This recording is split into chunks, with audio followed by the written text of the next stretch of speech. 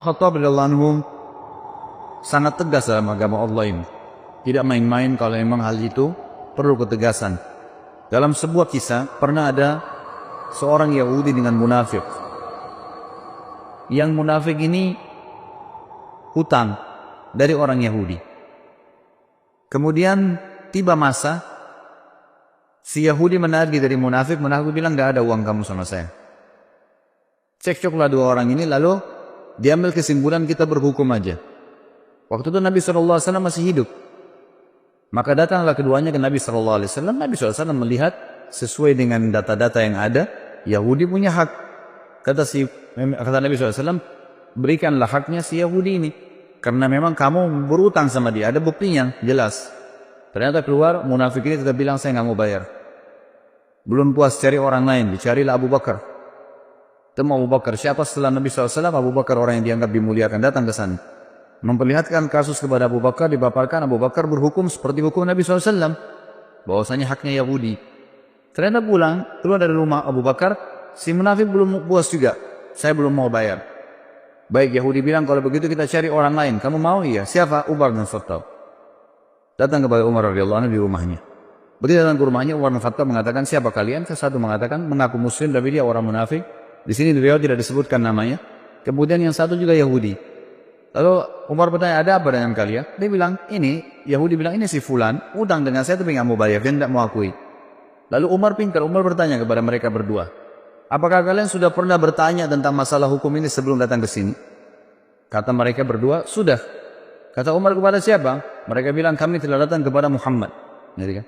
Kata Umar, apa hukumnya? Kata Muhammad memberikan hak kepada si Yahudi ini, kata si munafik. Karena alasan-alasan yang sudah dimanfaatkan. Lalu kalian kemana lagi? Mereka berkata, kami sudah ke Abu Bakar. Apa hukumnya Abu Bakar? Sama saja dengan hukumnya Muhammad SAW. Lalu Umar berkata, untuk apa kalian datang kepada saya? Keduanya mengatakan, kami ingin berhukum. Umar bilang, baiklah, tunggu sebentar. Umar masuk ke dalam mengambil pedang. Kemudian mengejar keduanya, akan menebas keduanya. Dua-duanya lari dari rumahnya Umar. Lalu Umar berkata, apakah kalian sudah berhukum kepada Rasulullah SAW? Masih ragu? Datang ke Abu Bakar lalu masih ragu dan datang kepada saya minta hukum, ini hukum saya. Pedang ini, gitu kan. Jadi beliau tidak main-main dengan hukum, gitu kan. Kalau memang sudah saatnya, saatnya, gitu kan. Seperti itu gambarannya. Dan tentu apa yang akan kita sampaikan, dipaparkan di buku ini, belum semua kisah Umar ternukilkan. Jadi bukan mustahil ikhwah-ikhwah sekalian, kalau anda pernah mendapatkan kisah lain tentang Umar asal riwayatnya sahih, itu tidak ada masalah. Karena cukup banyak riwayat yang dinukil, yang memang belum dinukil di sini. Di antaranya ada kisah Umar bin Khattab dengan rahib, seorang pendeta Yahudi yang masuk Islam akhirnya karena sifat Nabi SAW. Dan ini sudah saya sebutkan di bahasan pada saat menjelaskan tentang kelebihan Nabi SAW. Ringkas ceritanya ada seorang Yahudi yang pernah Nabi SAW utang dengannya 20 sak kurma. Satu sak kurma 2,5 kilo. Kemudian Nabi SAW sepakat akan dibayar di waktu tertentu. Ternyata belum tiba waktunya, orang Yahudi itu sudah datang, pendeta Yahudi sudah datang dan langsung berdiri di sebelah Nabi SAW, mencekik leher Nabi dengan sisa kain imamahnya, alaihissalatu wassalam. Lalu orang-orang sepatu itu lagi hadir di masjid dan semuanya pada melihat kejadian tersebut. Akhirnya Umar bin Khattab yang ada di depan saf mengatakan, ya Rasulullah, izinkan saya menebas lehernya Yahudi ini. Lalu Nabi SAW memberikan isyarat untuk duduk Umar. Lalu Nabi SAW dalam kondisi tercekik menanyakan kepada Yahudi, ada apa hai Yahudi? Kata Yahudi ini, bayar hutangmu hai Muhammad. Kata Nabi SAW, kan belum tiba saat waktunya. Dia bilang, tetap saya mau dibayar sekarang. Maka Nabi SAW dalam kondisi duduk tercicik dan Yahudi ini berdiri menarik imamah beliau SAW, berkata kepada Umar, wahai Umar, pergilah ke Baitul Mal dan ambillah 20 sak kurma, bayarkan utang saya dan tambah 20 sak lagi.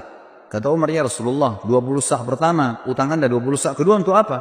Kata Nabi SAW, itu hukuman karena kau sudah menakut-nakuti dia. Kau tadi sudah mengancam akan menebas lehernya. Artinya Nabi SAW seakan-akan memberikan isyarat, kalau saya masih ada jangan ambil keputusan, gitu kan. Maka Umar pun pergi ke Baitul Mal, meninggalkan Yahudi ini, Yahudi jalan di belakangnya sambil marah dengan Yahudi ini. Tiba di Baitul Mal, Umar bin Khattab menyiapkan 20 sak kurma, diberikan kepada Yahudi itu. Waktu mau disiapkan 20 sak kedua, Yahudi ini bilang, gak usah hai Umar. Kata Umar, kenapa? Dia bilang, Umar, apa kau tahu siapa saya? Kata Umar, saya gak mau tahu siapa kamu. Dalam kondisi marah gitu kan. Langsung dia sebutkan namanya, saya Fulan bin Fulan. Namanya ini kebetulan nama salah satu pendeta Yahudi yang terkenal sudah lama masuk Islam. Kata Umar, saya tanya kamu atas nama Allah, apakah kau dia? Dia bilang iya. Bukankah kau tahu itu adalah Rasulullah sallallahu alaihi wasallam? Kata dia, ya saya tahu. Lalu kenapa kau lakukan perbuatan tadi sementara kau tahu adalah Nabi Allah? Kata si Yahudi, hai Umar, apa kau kira saya gila? Saya datang ke masjid kalian, mencekik Nabi dan Raja kalian. Di hadapan kalian, saya sudah siap mati pada saat itu.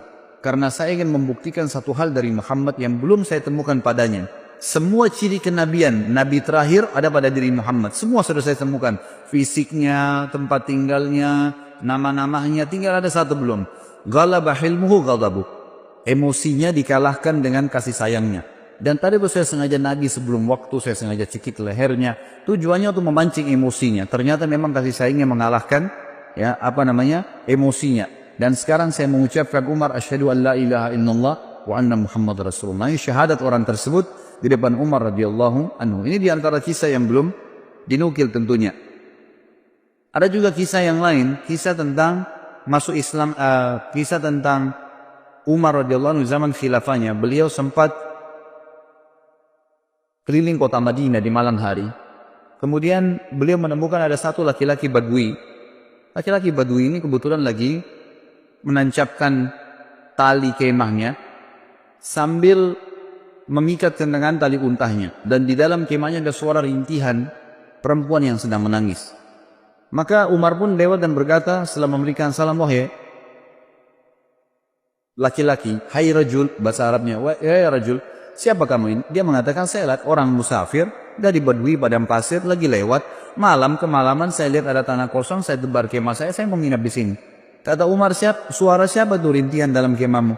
Dia bilang, sudahlah saudaraku, pergilah, tidak usah campurin itu. Kata Umar, mungkin saya bisa bantu.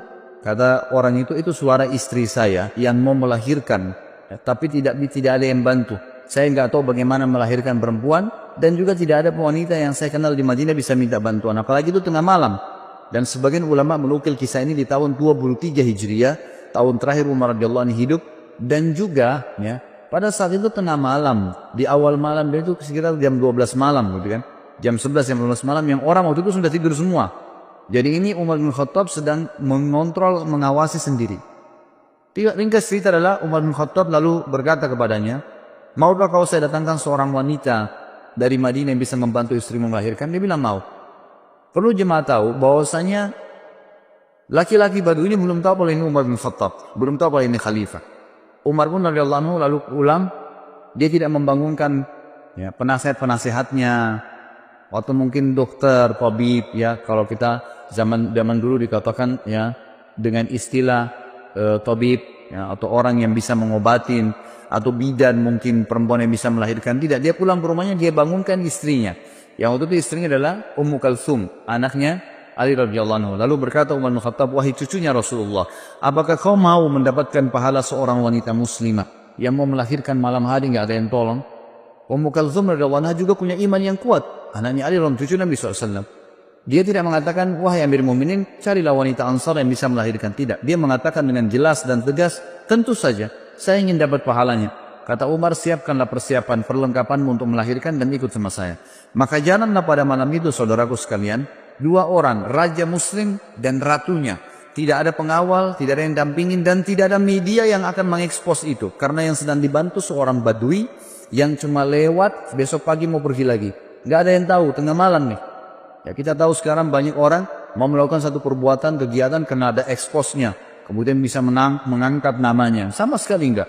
Jalanlah keduanya, tiba di kemah orang Badui tersebut. Ringkas ceritanya, kata Umar bin Khattab kepada istrinya, masuklah ke kemah dan selesaikan tugasmu. Istrinya pun akhirnya membantu wanita tersebut melahirkan. Gak lama kemudian, sementara menunggu, tentu Umar bin Khattab ngobrol sama orang Badui ini, dan orang Badui belum tahu kalau Umar bin Khattab. Ngobrol-ngobrol aja, seperti biasa. Lalu kemudian terdengar suara bayi dari dalam, dan Ummu Kalthum, istri Umar bin Khattab radhiyallahu anhum ajma'in, berkata, ya Amir Mu'minin, wahai pemimpin orang yang beriman. Jadi hai raja, beritahukan kepada laki-laki di sebelahmu, kalau istrinya sudah melahirkan normal. Begitu mendengarkan kalimat Amir Mu'minin, si Badui tadi dari tempat duduknya turun ke tanah, ketakutan. Lalu berkata, apakah anda Amir Mu'minin Umar bin Khattab? Umar bin Khattab mengatakan kepada dia, ala rizkika, tenang aja.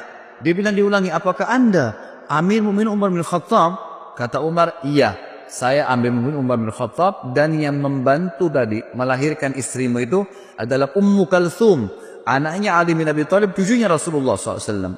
Maka orang ini pun menangis pada saat itu dan berkata, Maha suci Allah yang telah mengaruniakan saya nikmat yang tidak terhingga malam ini, karena saya telah didepangi duduk oleh raja ya muslimin, dan istri saya telah dibantu melahirkan oleh ratu muslimin, dan anak saya disentuh pertama kali dengan kulit cucu Nabi SAW. Kita lihat bagaimana perilaku Umar bin Khattab yang luar biasa, gitu kan? Setiap perilakunya menjadi sebuah pelajaran. Kisah yang lain juga, Umar bin Khattab radhiyallahu anhu pernah satu malam jalan, kemudian menemukan ya, di luar kota Madinah tentunya ini kisah yang sahih adalah di luar kota Madinah. Kemudian dia lagi jalan dan dia temukan ternyata ada seorang wanita yang sedang duduk, kemudian di sebelahnya ada 3 orang anak yang sedang menangis. Kemudian Umar bin Khattab pun datang sambil mengatakan, ya, Assalamualaikum wahai pemilik cahaya api itu. Lalu wanita itu menjawab, setelah itu Umar mengatakan, apakah engkau mengizinkan aku mendekat? Kata wanita itu, mendekatlah tapi dengan sopan, kalau enggak pergilah. Kata Umar bin Khattab pada saat mendekat, ada apa? Wahai hamba Allah, dia bilang, dan kenapa anak-anakmu menangis? Dia bilang, saya sudah berapa hari enggak makan, anak saya kelaparan, butuh makanan. Terus apa yang kamu masak di panci? Yang saya masak di panci sebuah batu yang saya masukkan supaya anak-anak saya kira saya masak, dan ini sudah 3 hari berjalan. Sementara Amir Mukminin tidak perhatian kepada kami. Dia tidak tahu kalau ini Umar bin Khattab. Lalu Umar pun berkata kepada temannya, kalau tidak salah itu bersama dengan Ubay bin Ka'ab. Mereka berdua lalu menuju ke Baitul Mal, mengambil kebutuhan muslimin, dipikul. Kemudian Umar berkata, angkatlah ke pundakku. Kata Ubay, biar saya yang angkat Amir Mukminin. Kata Umar, angkat ke pundakku sampai 3 kali. Ubay terus mengatakan, biar saya ambil Mukminin. Kata Umar, apa kau ingin memikul dosaku pada hari kiamat? Maka Ubay pun diam. Lalu pergilah mereka berdua bersama. Lalu Umar bin Khattab, dalam riwayat ini dikatakan meniup panci yang tadinya apinya sudah mulai redam, ya, sampai terlihat asap dan percikan-percikan api berada di antara jenggot beliau. Dan waktu itu Umar bin Khattab memiliki jenggot yang sama Nabi SAW sampai ke dadahnya radhiyallahu anhu. Kemudian beliau meniup-niup di tengah malam, seorang raja meniup api panci untuk memasakkan masyarakatnya. Setelah terbakar api tersebut, lalu Umar bin Khattab mengatakan kepada ibu tersebut, taburilah gandum di atas air. Lalu Umar yang mengaduknya. Terus diaduk sampai menjadi kental, menjadi makanan. Ditaruhlah garam, ditaruhlah segala kebutuhannya. Kemudian setelah itu diberikanlah makan oleh Umar bin Khattab. Dikatakan, berikan saya nampan, dikasih nampan, ditumpah. Kemudian diberikan makan anak-anak tersebut sampai semua kenyang. Setelah kenyang, kata Umar, ambillah ini semua. Lalu ibu tersebut berkata, sungguh demi Allah kau lebih baik daripada Amir Mukminin. Ya tidak tahu kalau ini Umar bin Khattab. Kata Umar, janganlah berkata begitu wali ibu. Kalau kau satu waktu bertemu dengan Amir Mukminin, kau pasti akan menemukan saya ada di sana. Gitu kan? Hanya begitu saja. Lalu Umar bin Khattab memegang tangan Ubay, sama-sama keluar. Kata Ubay, waktu Umar bin Khattab, Amir Mukminin, meninggalkan tempat tersebut, lalu dia menyelip di antara semak belukar seperti binatang buas yang sedang mengintai mangsanya. Dia lihat dengan teliti ke arah ibu tadi sama anak-anak itu. Lalu setelah itu dia lihat anak-anak tersebut yang tadinya nangis, tidur, bangun, bermain, ceria, gitu kan. Lalu Umar bin Khattab mengangkat kepalanya, ya, seakan-akan berhenti untuk memata-matai dan berkata, segala puji bagi Allah yang selamatkan saya dari orang-orang ini yang akan menuntut saya pada hari kiamat. Perilaku yang sangat luar biasa dari seorang yang beriman kepada Allah subhanahu wa ta'ala. Dan cukup banyak kisah yang berhubungan dengan hal-hal yang seperti ini. Umar bin Khattab radhiyallahu anhu juga pernah memberikan pelajaran tentang masalah takdir. Sebagaimana dinukil dalam banyak riwayat-riwayat sahih, teman-teman yang pegang buku bisa di halaman 276 sampai 277, kisah yang berhubungan dengan masalah itu. Umar bin Khattab radhiyallahu anhu pernah menuju ke negeri Syam, dan di negeri Syam itu ternyata ada satu wilayah yang akan dimasukin, terkenal ada penyakit taun. Ya, sebelum keluar ke negeri Syam, masih dari kota Madinah, gitu kan. Riwayat sahih menjelaskan masih di kota Madinah. Lalu pada saat itu ada seorang panglima perang, Abu Ubaidah bin Jarrah radhiyallahu anhu, yang terkenal juga, salah satu yang terkenal, Amin Hadil Ummah, orang yang paling terpercayanya umat Islam, gitu ya. Waktu itu Umar bin Khattab mengatakan, waktu mau keluar, dikatakan negeri yang Anda mau pergi ini oleh sebagian sahabat ada penyakit taun. Taun itu penyakit yang memang Nabi SAW larang kita masuk ke sana kalau ada penyakit itu. Dan kalau kita sedang ada di satu lokasi yang ada penyakit itu, maka otomatis kita dilarang keluar. Ini khilaf di antara ulama tentang masalah bahasa Indonesia itu penyakit ini. Ada yang mengatakan kusta, ada yang mengatakan menyebutkan beberapa jenis penyakit, tapi saya tidak terlintas sekarang nama-namanya. Ringkas cerita adalah Umar bin Khattab mengatakan, kalau begitu kita urunkan niat dulu, jangan dulu pergi. Lalu Abu Ubaidah radhiyallahu anhu datang mengatakan, wahai Amir Mu'minin, apakah anda lari dari takdirnya Allah? Kata Umar bin Khattab, saya lari dari takdir Allah ke takdir Allah yang lain.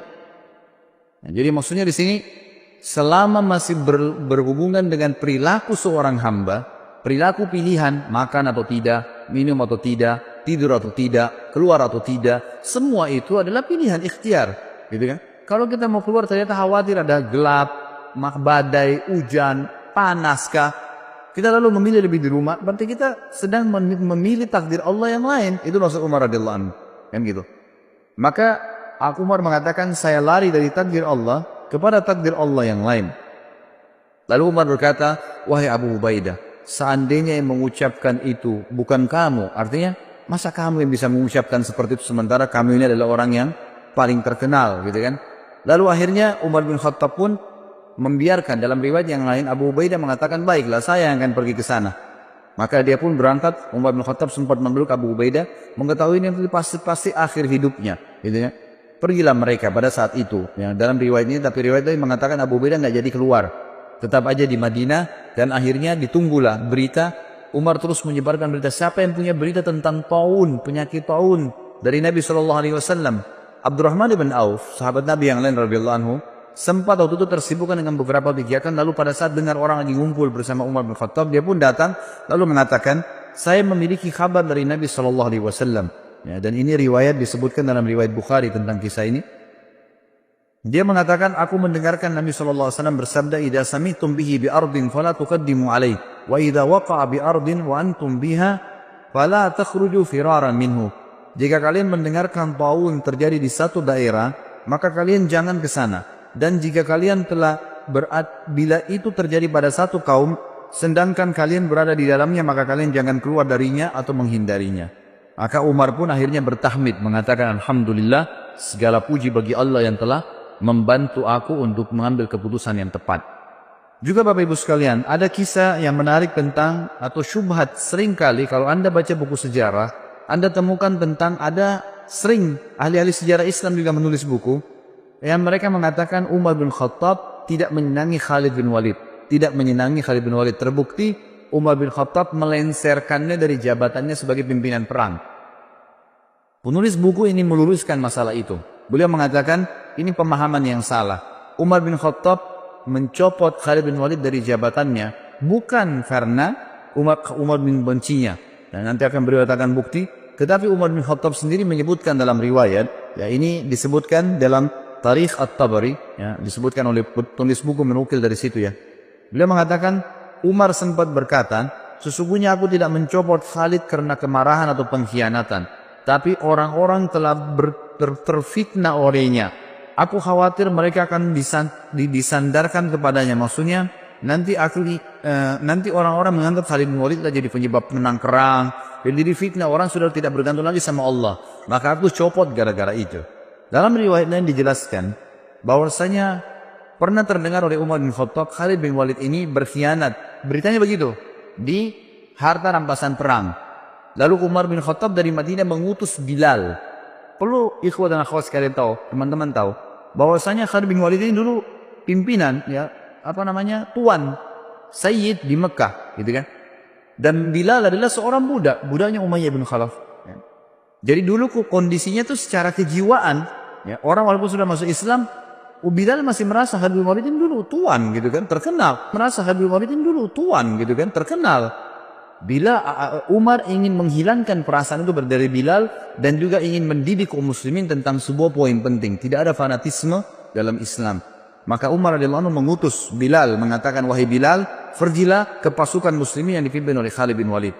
Lalu bacakan suratku ini pada Khalid, sementara Khalid kamu suruh tidur di tanah dan kamu letakkan telapak kakimu di pipinya. Ini perintah yang memang berat gitu ya, bagi Bilal berat dan satu perilaku yang aneh gitu, tapi dilakukanlah. Bilal patuh. Bilal mengatakan, baiklah Amir Mu'minin. Tiba di sana, Bilal datang kepada Khalid bin Walid, masuk dalam khimah, bicara baik-baik. Wahai Khalid, Amir Mu'minin memerintahkan saya seperti ini. Bagaimana pendapatmu? Saya harus memanggilmu dengan suara keras dari luar khimah. Saya menyuruh kamu meletakkan pipimu di tanah, lalu saya letakkan telapak kakiku di atas pipimu, baru saya bacakan surat ini. Khalid bin Walid waktu itu memang lagi diuji juga imannya. Dia mengatakan, wahai Bilal, kita sudah masuk Islam, lupakanlah masa jahiliyah. Lakukan apa yang Amirul Mukminin perintahkan. Maka Bilal pun keluar dari kemah lalu teriak dari luar mengatakan, wahai Khalid ibn Walid, keluarlah, keluar. Gitu ya.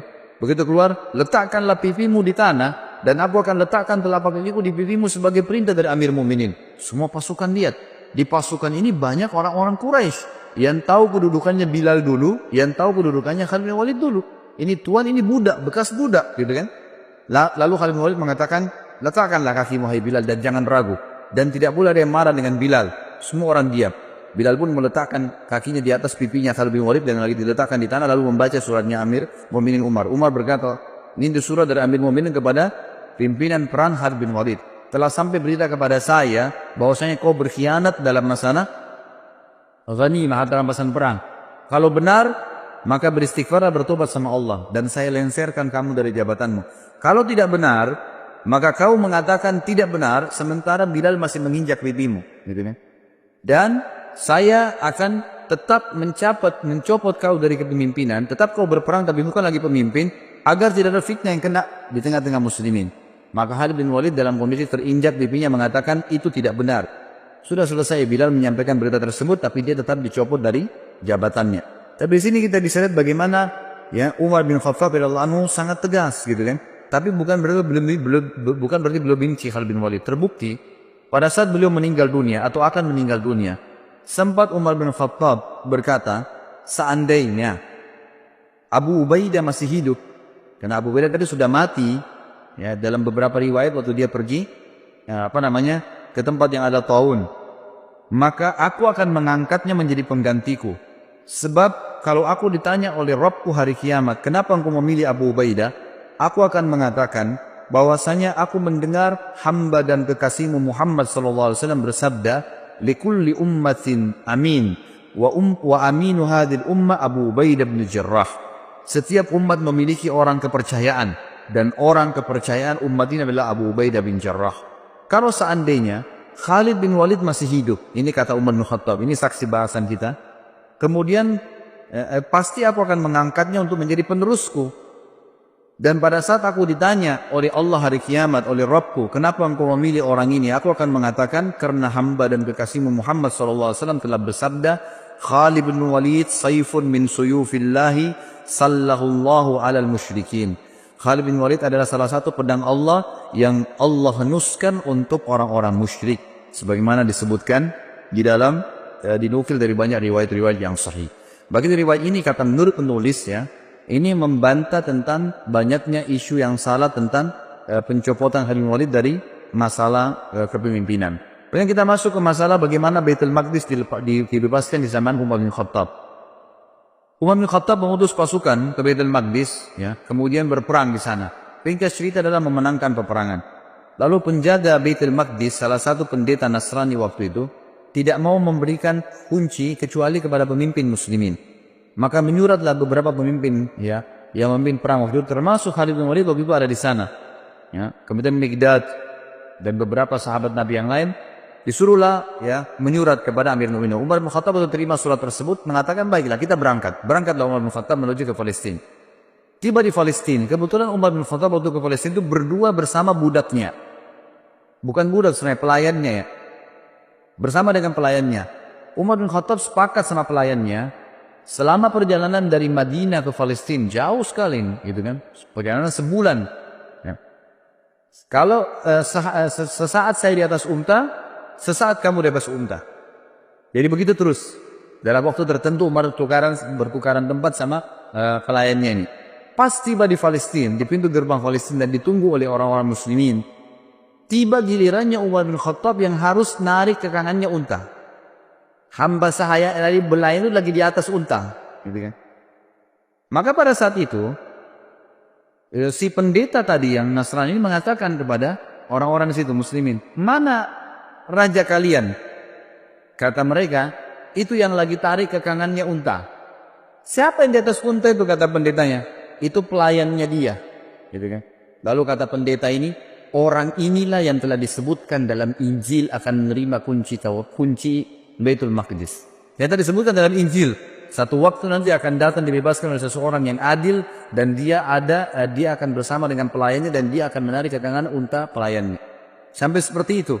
Dan pada saat itu pendeta ini tambah kagum lagi karena 4 orang pimpinan perang Khalid bin Umar bin Khattab waktu itu menyambut Umar dengan baju yang bagus-bagus. Kudanya juga dihiasi dengan bagus. Waktu mereka mendekat mau salaman sama Umar gitu kan, mau turun dari kudanya, Umar bilang jangan turun dulu. Dari mana kalian dapat pakaian-pakaian ini?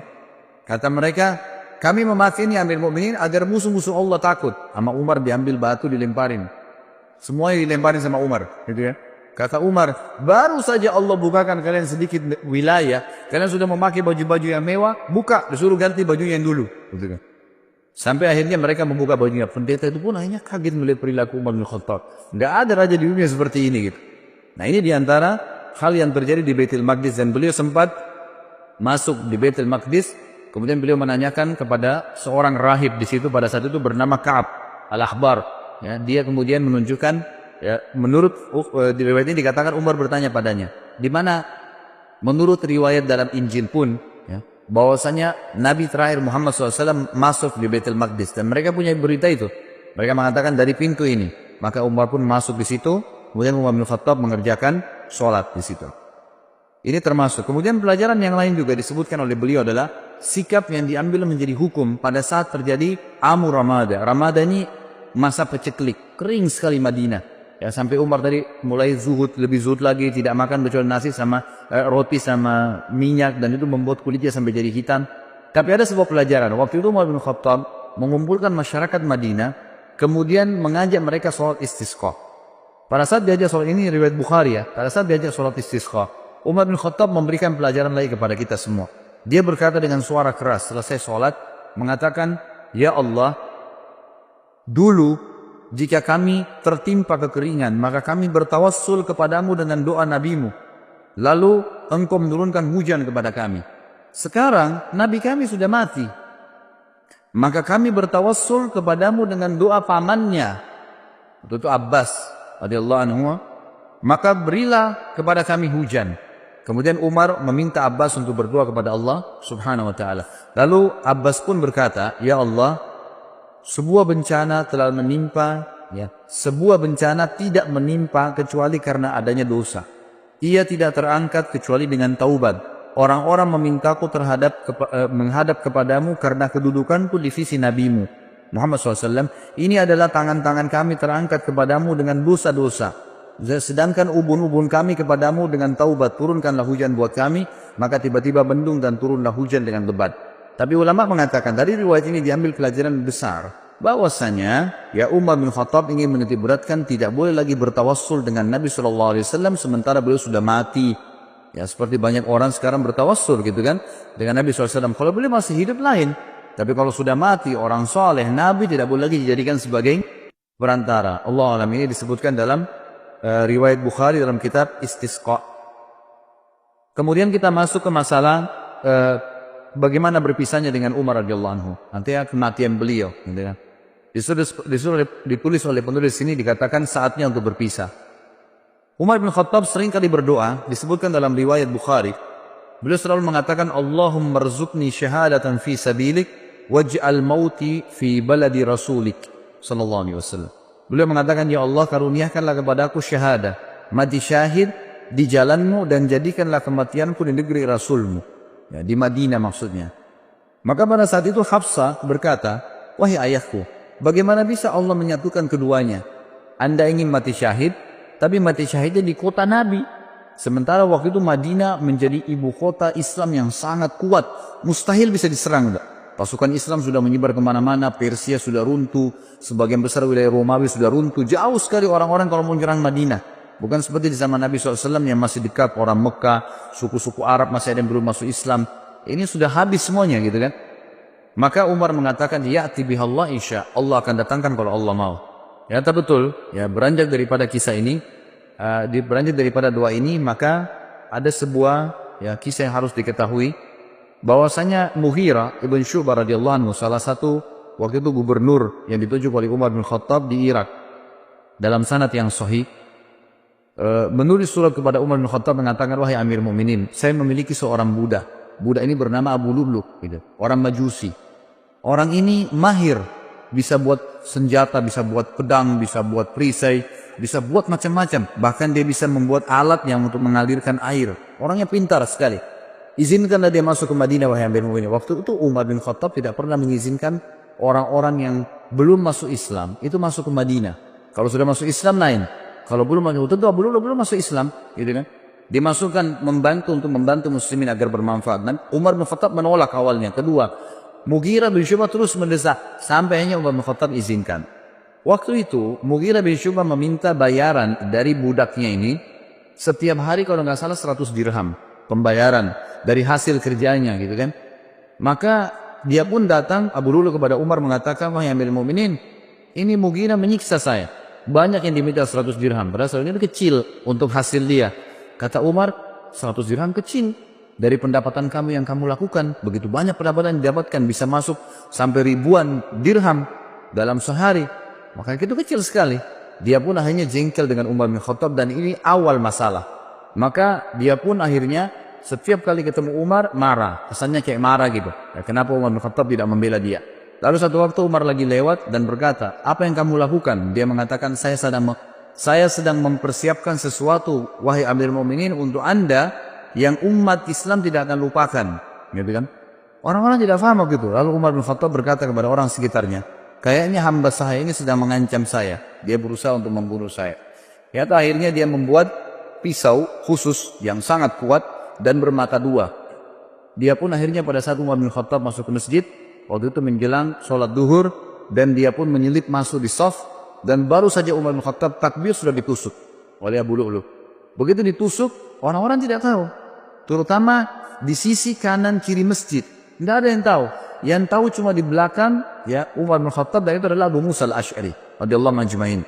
Lalu kemudian Umar bin Khattab tertusuk dan sempat terdengar suara mengatakan, Umar mengatakan, aku telah dibunuh oleh anjingnya Majus. Maksudnya si Abu Lu'lu' itu.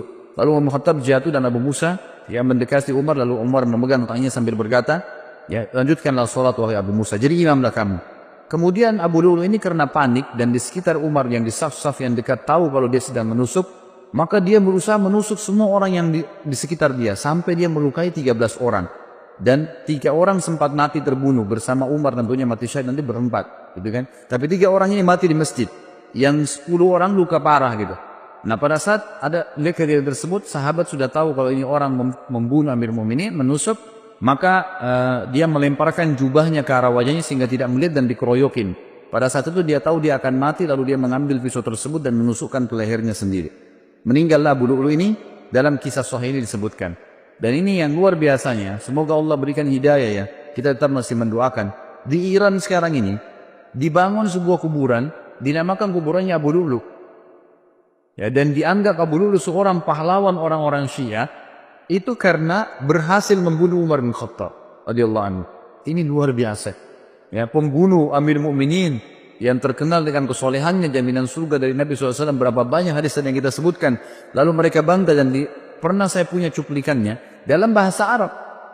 Mereka melanturkan bahasa Arab, orang-orang Persia itu mengatakan artinya begini, ya Allah bangkitkanlah kami bersama pejuang Abu Lu'lu' di hari kiamat, naudzubillah. Berarti termasuk bersama-sama di neraka karena berhasil membunuh Umar yang mereka anggap orang kafir. Ini berbahaya sekali, subhanallah. Jadi begitu kisahnya. Maka Umar pun akhirnya sakit parah pada saat itu. Kisahnya panjang lebar, saya ringkaskan. Umar pun akhirnya sakit parah pada saat itu. Kemudian Umar bin Khattab berkata kepada Abu Musa al-Ash'ari, coba lihat siapa yang menusuk saya. Waktu itu mereka belum tahu, masih simpang siur beritanya gitu kan. Sahabat-sahabat di kiri kanan saf masih mengatakan subhanallah, subhanallah. Mereka nggak tahu karena suara Umar tiba-tiba hilang. Maka pada saat itulah Abu Musa meninjau mengatakan yang membunuh anda adalah budaknya Mughirah bin Syu'bah, Abu Lu'lu'. Maka Umar pun mengatakan semoga Allah membunuhnya. Kata Abu Musa, sudah mati Amir Mu'minin, dia bunuh dirinya sendiri. Lalu kemudian Umar bin Khattab ternyata tusukannya sangat keras. Dari belakang di sisi kanan perut, itu saking tajamnya pisau itu dan tebal gitu kan, sehingga pada saat ditusuk dan memang dia niat membunuh, ditusuk sampai tembus ke depan perutnya Umar radhiyallahu anhu. Jadi lubang dari belakang sampai ke depan. Dan pada saat itu beberapa sahabat dan tabi'in sempat membawakan minuman kepada Umar bin Khattab. Ada yang membawa air kismis, ada yang membawa juga susu unta. Dan pada saat diminum, maka keluar dari sisi lubang perutnya. Dan dipanggil pada saat itu ada seorang tabib yang jelas sekali ya mengetahui masalahnya dan mengatakan kayaknya ambil mobilnya sudah tidak tertolong lagi. Tidak tertolong lagi. Umar pun mengatakan, dan ini pelajaran-pelajaran yang kita bisa ambil luar biasa ya. Subhanallah, setiap orang yang dekat dengan Allah, sebelum meninggal dunia, kita dengar kisah Abu Bakar yang lalu. Ini kisah Umar. Nanti kita dengar juga kisah Uthman, kisah Ali. Sahabat-sahabat yang mulia ini, yang dekat sama Allah. Sebelum meninggal, Allah kayak berikan isyarat mereka akan meninggal. Ya. Jadi mereka sempat mengembalikan amanah, mereka sempat memberikan wasiat, mereka masih sempat menasihati, mereka masih sempat menuju khalifah setelahnya. Banyak hal yang dilakukan gitu kan. Termasuk Umar bin Khattab. Umar bin Khattab akhirnya berbicara, kalau saya mati, gitu kan, maka kuburkanlah saya, ya, dan mintalah, dipanggil Abdullah bin Umar, mintalah kepada Ummul Mukminin Aisyah. Minta kepada Aisyah agar Aisyah mengizinkan aku dikuburkan bersama dua sahabatku, Rasulullah SAW dan Abu Bakar. Maka Abdullah bin Umar pun mengatakan, saya masuk ke rumah Aisyah dan mengatakan, wahai Amirul Mukminin, Umar mengirim salam dan meminta izin untuk dikubur. Aisyah pun menangis mendengar berita Umar, lalu berkata, semestinya aku berharap itu tempatku, aku dikuburkan di situ. Tapi aku akan izinkan untuknya. Waktu kembali Abdullah bin Umar kepada ayahnya Umar bin Khattab radhiyallahu anhu ajma'in, Umar berkata waktu disampaikan, apa beritamu? Abdullah bin Umar mengatakan, Ummul Mukminin mengizinkan. Kata Umar, segala puji bagi Allah yang menerima doa ini. Tapi pada saat saya sudah jadi jenazah, jadi sudah tahu kalau mau mati. Sebelum saya dimasukkan ke dalam rumah Aisyah, tetap minta izin dulu. Kalau Aisyah mengizinkan Ummul Mukminin, kuburkan saya bersama Abu Bakar dan Rasulullah SAW. Tapi kalau tidak, kuburkan saya di pemakaman kaum muslimin umumnya. Gitu kan? Begitu penyampaiannya. Pada saat Umar bin Khattab lagi sakit keras, ada beberapa kejadian penting yang kita bisa ambil pelajaran juga. Yang pertama adalah, sempat Umar bin Khattab pingsan. Waktu itu di sebelah Umar yang paling dekat adalah Abbas, paman Nabi SAW radhiyallahu anhu, dan juga Ali bin Abi Thalib yang waktu itu mertua Nabi, mertuanya Umar bin Khattab, dan juga sahabat dekatnya Umar bin Khattab radhiyallahu anhu. Dan ini pelajaran besar sekali yang kita bisa ambil. Ahli sunnah wal jamaah meyakini Ali dan sahabat-sahabat Nabi semuanya mulia. Tidak pernah kita mencaci maki mereka, gitu kan? Beda dengan kaum Syiah yang terus-menerus mencaci maki sahabat. Jadi berbahaya sekali, gitu. Ini bisa sampai pada tingkat kekufuran mereka, apalagi mengkafirkan sahabat. Sabda Nabi SAW, siapa yang mengatakan kufur kepada saudaranya muslim, maka itu akan kembali kepada salah satu di antara mereka, siapa yang lebih berhak, ya, pengucapnya atau penerimanya. Jadi tidak mungkin ketemu antara sahabat dengan orang biasa. Tentu saja orang biasa yang ikut kena dalam masalah ini. Ali berkata, ya, pada saat itu Umar pingsan, terdengar azan. Lalu Abbas berkata, bagaimana nih kepada Ali? Amirul Mukminin lagi pingsan. Kata Ali, ada rahasianya. Lalu Ali pun mendekati kuping Umar sambil berkata, As-salat ya Amirul Mukminin. As-salat ya Amirul Mukminin. 3 kali. As-salat ya Amirul Mukminin. 3 kali cuma. Salat wahai Amirul Mukminin. 3 kali. Tiba-tiba Umar yang kondisi pingsan, perutnya ini lubang dari belakang ke depan, ya, bangun, terbangun lalu mengatakan, iya, tidak ada Islam bagi orang yang tidak sholat. Sholat membangunkan dari pingsan, subhanallah. Ya. Kita kadang-kadang hanya kena tidur malam, sudah lama tidurnya, ranjangnya enak, nggak bisa bangun dengan azan. Kupingnya dikincingi sama setan, gitu kan. Tapi kalau ini enggak, radhiyallahu anhu, bangun, dalam kondisi pingsan bisa bangun hanya dengan meninggal sholat, karena kuatnya imannya. Lalu dalam riwayat lain juga dikatakan Umar bin Khattab sempat tertidur, pingsan, tidak dibangunkan pada saat itu sampai menjelang mau terbit matahari. Lalu Umar bangun. Kata Umar, apakah orang-orang sudah sholat subuh? Kata mereka, sudah Amirul Mukminin. Lalu Umar mengatakan, iya, tidak ada ya bagian yang boleh dihormatin, diberikan jabatan di dalam Islam bagi seseorang yang tidak sholat. Ya, maka terjadilah pada saat itu Umar bin Khattab pun sholat subuh sendirian sambil duduk. Ini riwayat yang pertama. Riwayat yang kedua, pada saat beliau sakit keras, maka datanglah orang-orang yang mendoakan, mengatakan Amirul Mukminin adalah utusan, adalah pendamping Rasulullah SAW, ini dipuji-pujilah Umar bin Khattab. Mereka selalu menepis, jangan katakan itu, terus begitu. Sampai ada seorang anak laki-laki berkata, wahai Amirul Mukminin, bergembira dengan berita gembira dari Allah kepadamu, persahabatanmu dengan Rasulullah SAW. Itu sudah satu nilai. Perjuanganmu ya, perjuanganmu dalam Islam yang telah engkau ketahui. Kemudian engkau memimpin dengan adil, kemudian engkau meraih syahadah, mati syahid sekarang. Lalu Umar menjawab, aku berharap semua itu tidak ada sambutannya denganku. Artinya jangan sampai aku merasa bangga dengan itu. Lalu ya untuknya beliau mengatakan, dan akhirnya aku lepas dari tanggung jawabku, atau aku akhirnya tetap bertanggung jawab dengan dosa-dosa yang kulakukan. Lalu pada saat anak muda itu mau keluar, ternyata anak muda ini bajunya menutupi mata kakinya.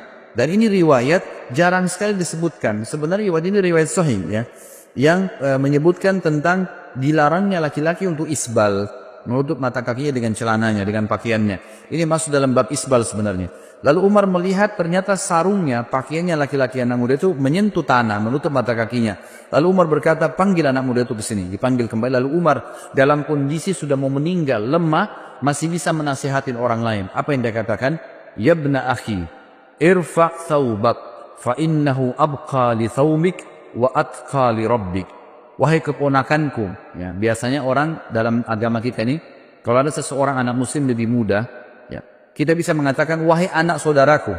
Kalau kita biasa mengatakan keponakan, karena ayahnya kan saudara kita dalam Islam.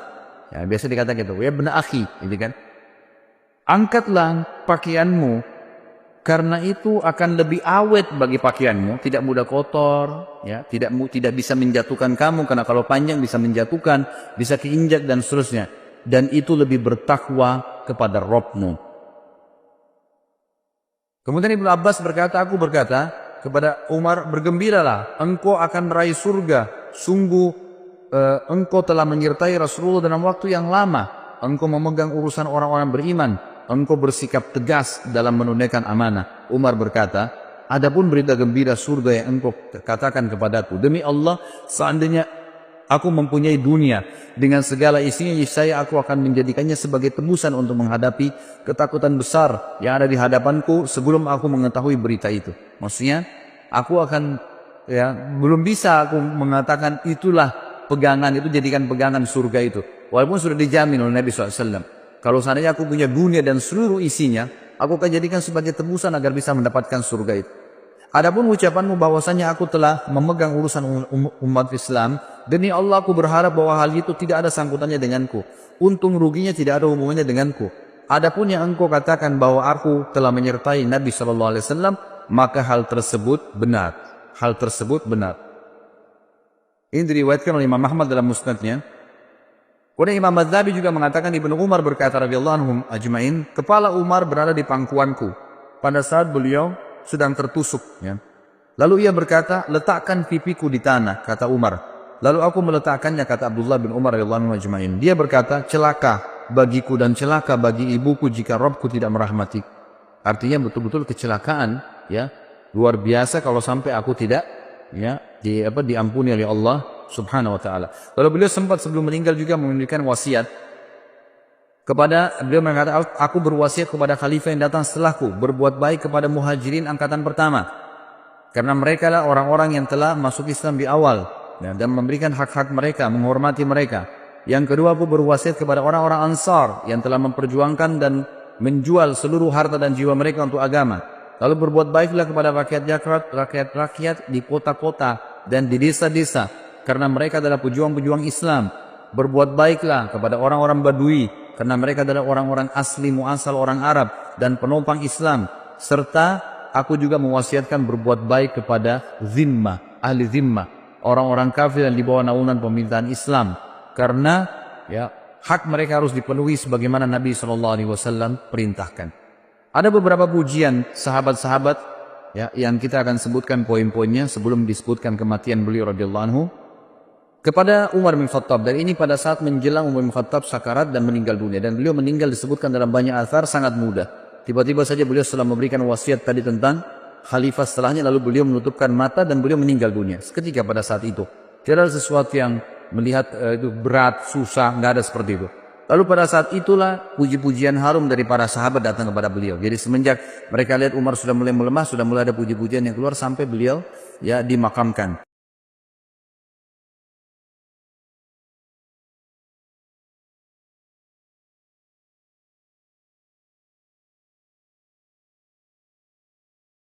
Zina dan khamr. Riwayat lain menjelaskan tersebar maksiat. Kecuali Allah akan menahan rezeki dari langit. Menahan hujan. Gak datang rezeki. Jadi kalau teman-teman masuk satu proyek, ternyata tertahan, proyek itu sudah jelas halal, maka pastikan teman-teman sekalian, bahwasanya jelas ini karena dosa kita.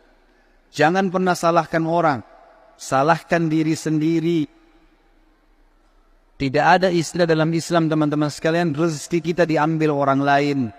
Saya ulangi, tidak ada dalam Islam istilah rezeki kita diambil orang lain. Demi Allah nggak ada.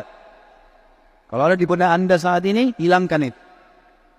Pernah ada seorang pengusaha, masih muda, di Surabaya waktu saya sudah jelaskan tema tentang kenalilah Tuhan kau akan bahagia, masalah tauhid, pengenalan Allah.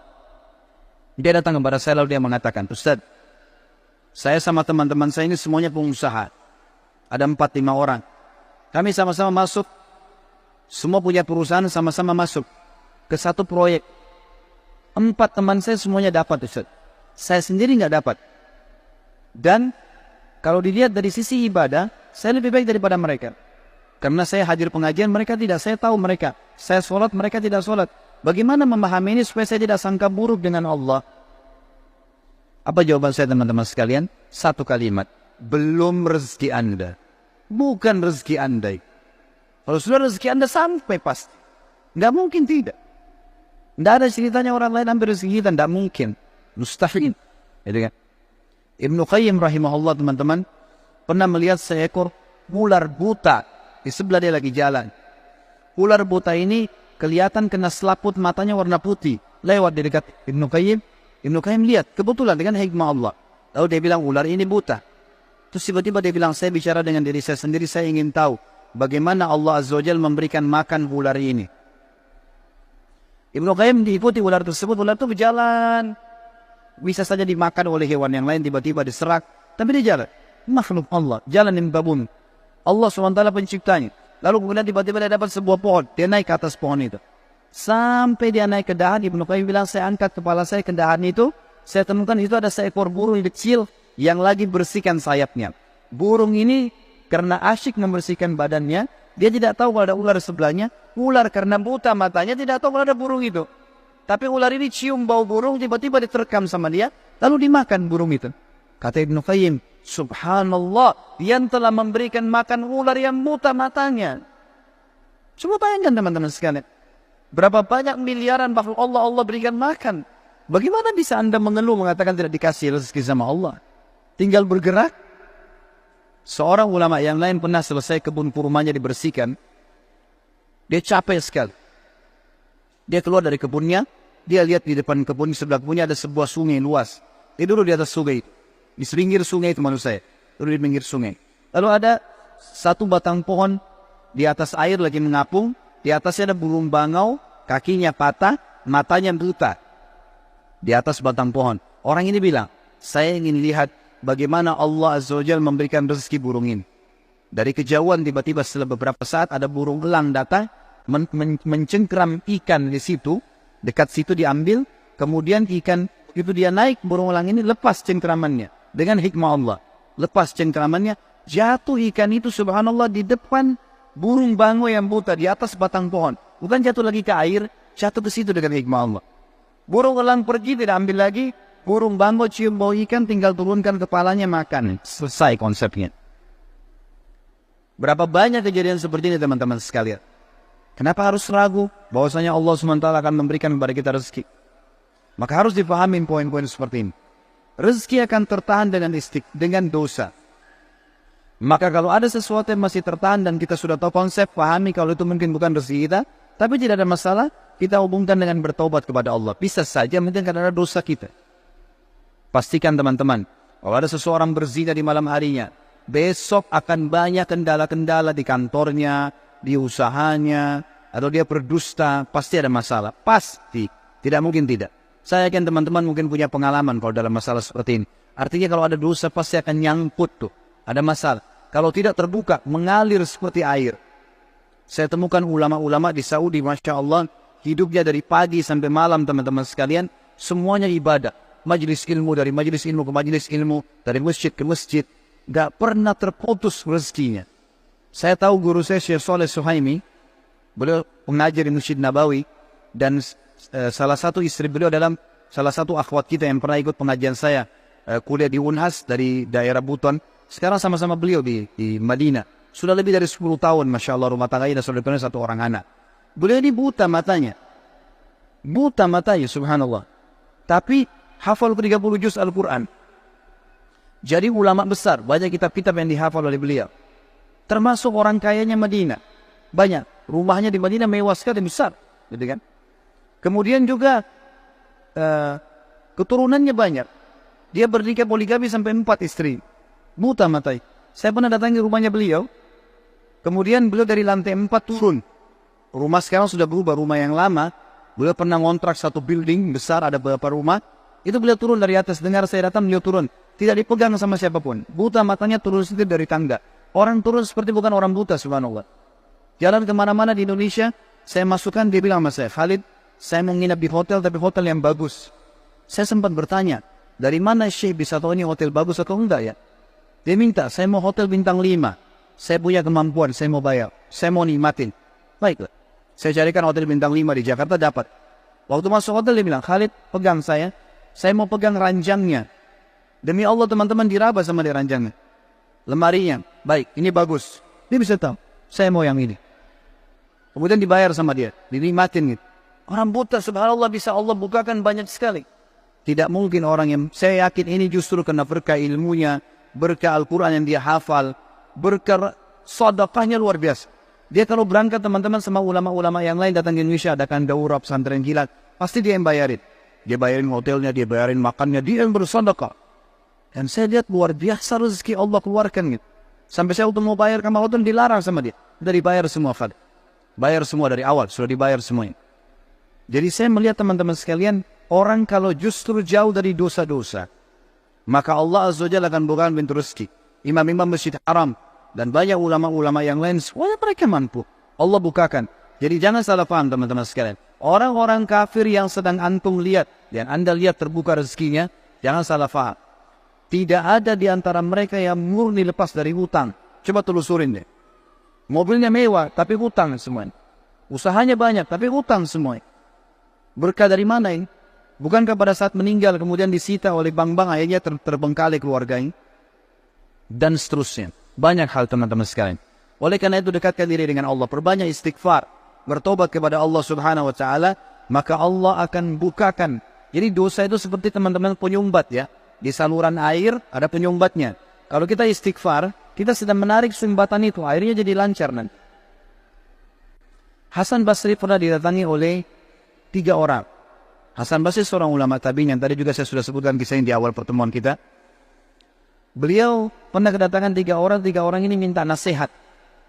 Karena selalu dia nasihatin orang. Hasan Basri terkenal kalau bicara teman-teman surga, neraka, kematian. Nasihatnya selalu berkisar di situ. Jadi orang merasa imannya bertambah. Ringkas cerita, datang 3 orang ke rumahnya. Yang satu mengatakan, wahai imam, saya sudah lama menikah tidak punya anak. Saya sama istri saya, dibawa istrinya sama dia. Sudah lama berobat, sudah 10 tahun menikah nggak punya anak. Dan sudah berobat sana sini sama tabib tidak sembuh-sembuh. Apa saran anda? Sudah ikhtiar. Kata Hasan Basri, perbanyak istighfar. Bukan baca ya, perbanyak istighfar. Orang ini pergi. Kemudian masuk orang kedua. Hai imam, saya sudah lama sakit. Di perut saya ada penyakit. Sakit, kalau sakit itu luar biasa. Sudah berobat sana sini nggak pernah sembuh. Sudah ikhtiar. Apa saran anda? Kata Hasan Basri, perbanyak istighfar. Ada yang ketiga mengatakan, masuk orang yang ketiga, wahai imam, saya sudah lama bekerja keras. Tidak pernah kaya seperti fulan. Ditunjuk orang kaya di kampung itu. Maka saran anda apa? Dia bilang perbanyak istighfar. Perbanyak istighfar. Maka pada saat itu teman-teman sekalian, waktu sudah pulang semua, istri Hasan Basri tanya, kenapa tadi 3 orang ini pulang semua? Ada beberapa athar menyebutkan murid-muridnya yang bertanya, gitu kan? Kenapa anda cuma mengatakan istighfar? Kenapa anda tidak pandu mereka? Mungkin yang satu butuh modal, yang satu butuh tabib, dokter, satu butuh obat mungkin. Kata dia, tidakkah kalian sudah dengar kalau ya, mereka sudah ikhtiar, tinggal ada penghambatnya nih. Dan penghambatnya adalah dosa-dosa mereka. Dan Allah sudah berfirman dalam surah Nuh, surah nomor 71, ayat 10-12. A'udzubillahi minasyaitonirrajim. Nabi Nuh berkata kepada kaumnya, "Faqultu astaghfiru rabbakum innahu kana ghaffara." Aku berkata kepada mereka, Nabi Nuh berkata kepada kaumnya, istighfarlah kalian, mohon ampunlah pada Tuhan kalian, karena Dia Maha Pengampun, Dia suka kalau kalian tobat tuh. Ayat 10, ayat 11-nya, yursilis sama alaikum midrara. Mereka atau pasti Allah akan turunkan dari langit hujan yang lebat. Dan kita tahu hujan adalah sumber kehidupan manusia. Makna ya terletnya, makna tadaburnya adalah, makna tafsirnya, Dia akan turunkan dari langit rezeki-rezeki yang midrar. Midrar itu bertubi-tubi. Ayat 12-nya, wa yumditkum bi amwali wa banin wa yaj'al lakum jannatin wa yaj'al lakum anhara. Dan pasti Dia akan memperbanyak buat kalian. Yumdit, mat, ini artinya mendobelkan, melipat gandakan. Dan pasti Dia akan melipat gandakan, menambahkan buat kalian keturunan, harta-harta, amwal, dan keturunan. Serta Dia akan melebatkan kebun-kebun kalian dan akan memperbanyak ya sungai-sungai kalian, sumber air kalian. Imam Ahmad rahimahullah pernah didatangi teman-teman sekalian oleh seseorang. Maaf, Imam Ahmad pernah di akhir hidupnya. Ini kalau teman-teman yang pernah dengar kisahnya, maaf saya ulangi, karena memang berhubungan dengan poin ini. Pernah Imam Ahmad rahimahullah di akhir hidupnya dia tidak tahu kenapa dia harus mendatangi sebuah tempat. Lalu kemudian dia pergi ke sana.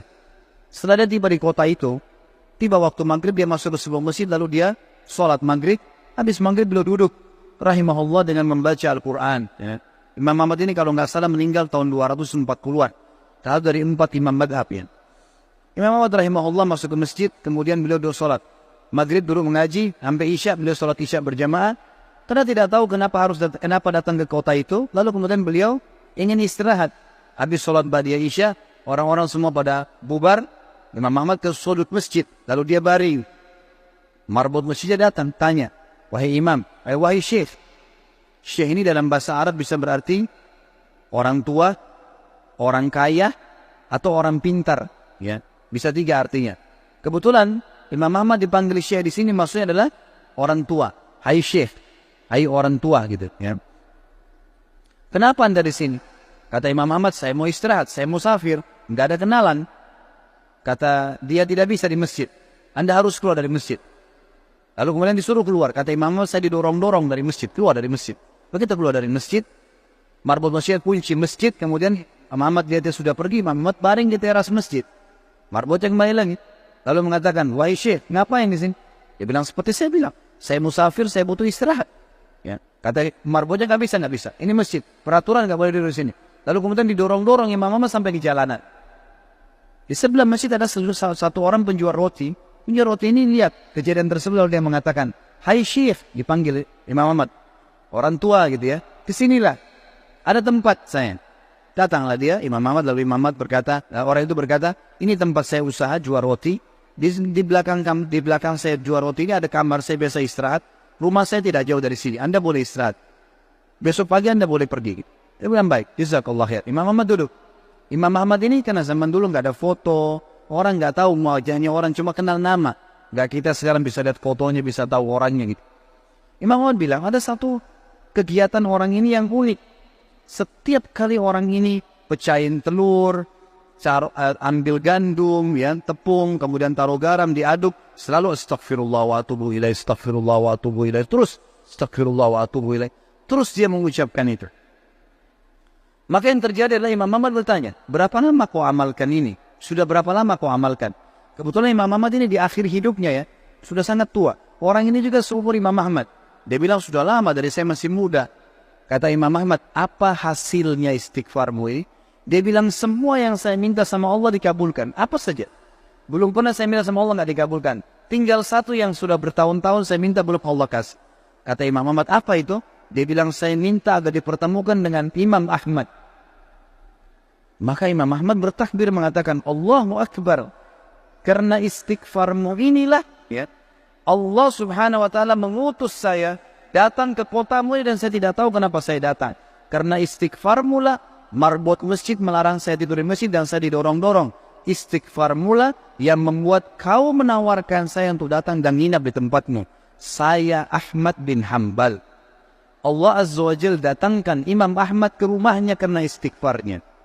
Ini luar biasa. Kisah seorang ibu yang berada di wilayah Kashmir. Kisah belum lama terjadi. Ibu ini rupanya punya, kalau saya tidak salah, cucu atau ada anaknya perempuan kena penyakit tulang, sakit. Ibu ini selalu berdoa kepada Allah SWT sambil beristighfar karena dia sudah bawa ke dokter di sekitar rumah situ, di sekitar kampungnya tidak ada, gitu kan? Tidak ada yang bisa tanganin. Mereka cuma bilang ada satu dokter ya yang mampu menangani ini, tapi di India. Dia di India dan dokter itu Muslim, ahli spesialis tulang. Cuma dia yang bisa. Ibu ini tahu dia tidak punya kemampuan uang beli tiket pesawat atau kendaraan, mau bayar dokter tidak mungkin. Maka ibu ini memperbanyak doa dan istighfar. Selalu istighfar kepada Allah. Ya Allah, kalau ada dosa maafkanlah, sembuhkan anak ini. Ya Allah, pertemukan sama dokter itu, mudahkan supaya anak saya ini berobat. Ringkas cerita, dokter yang tadi jadi target ini keluar dari India. Ada acara, dia naik pesawat melewati wilayah Kashmir tadi. Tiba-tiba pilotnya bilang, pesawat ini badai, lagi hujan deras, tidak bisa pesawat lanjut nih, harus turun di wilayah itu. Turunlah pesawat itu. Begitu turun tiba di bandara, kata dokternya, saya harus ini ada seminar, saya harus hadiri. Berapa jauh dari sini? Orang itu bilang target Anda sekitar 4 jam dari sini. Kata dokter, baik, saya mau sewa mobil.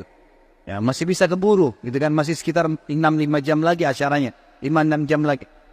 Begitu dia sewa mobil, jalan sedikit dari bandara, ternyata ya, hujan makin keras. Kata supirnya, nggak bisa kita jalan. Kalau jalan ini paksa ini bisa kita dihancurin oleh badai. Kata dokternya, baiklah kita istirahat. Mampir di pinggir, mampir ke sebuah rumah. Rumah itu rumah tua, rumah kayu. Lalu tabibnya ini, dokter ini naik ke rumah itu, berteduh, ketuk-ketuk, ucapin salam, dijawab waalaikumsalam, keluarlah seorang ibu.